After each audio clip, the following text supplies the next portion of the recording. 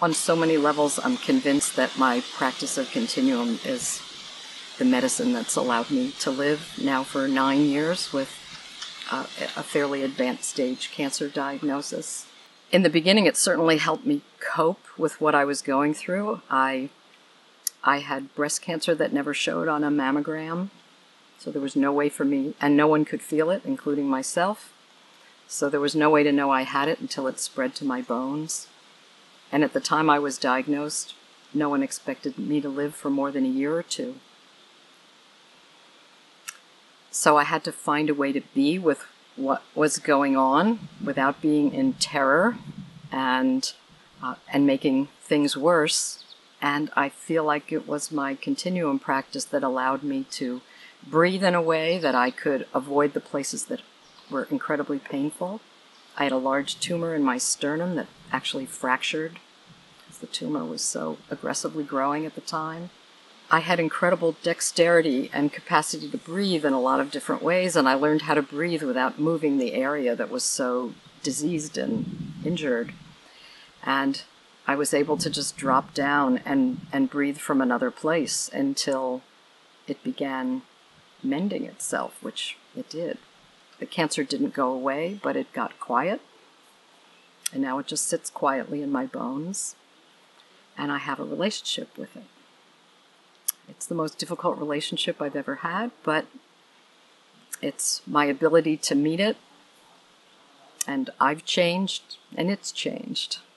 So I realized early on that health is not the opposite of disease, and it's not about resolving something that's wrong in the body, although that's the lens through which we usually view it.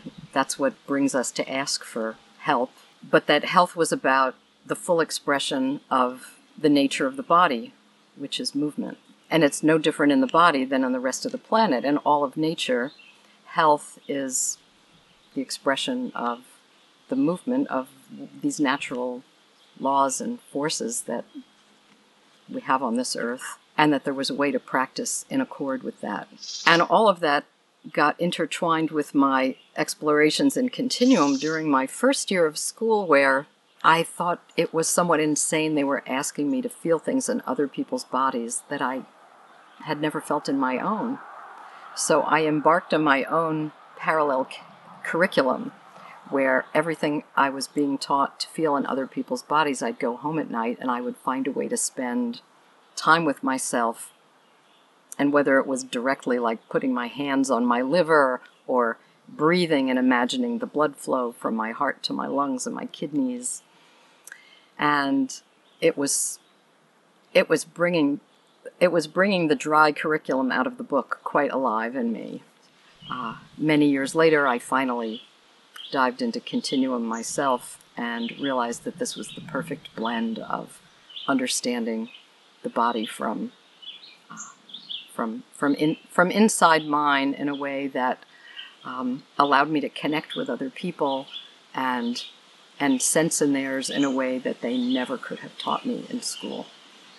I think with all the things that we go and ask for help for with our health, asking for what's really needed in the moment is the key. And sometimes it's a very physical, mechanical process, and sometimes it's something biological, and sometimes it's something more in an energetic or spiritual realm. And most people tend to gravitate towards one of those ends of the continuum. And for me, it's been an important lesson to meet the necessity of the moment and say, where on the spectrum do I need to address what's going on, and draw from all areas. In 2007, I published a book called Engaging the Movement of Life. What I hoped to do was gather together my notes from teaching for the previous 20 years, because whether it was a class of osteopaths or a Continuum workshop, people would always come up to me and say, oh, is there something I can read on that subject? And I used to jokingly say, well, no one's written the book yet. And ultimately, I wanted everyone to understand that the book is not about osteopathy or about Continuum. The book is about the natural world and how it expresses itself primarily through movement in our body. Healing, adaptability, change. is no different in what happens in the planetary process and in the human body. And if somebody practices a form of health care that understands that and can work in accord with the way nature expresses itself through the body, that the potential opens up tremendously.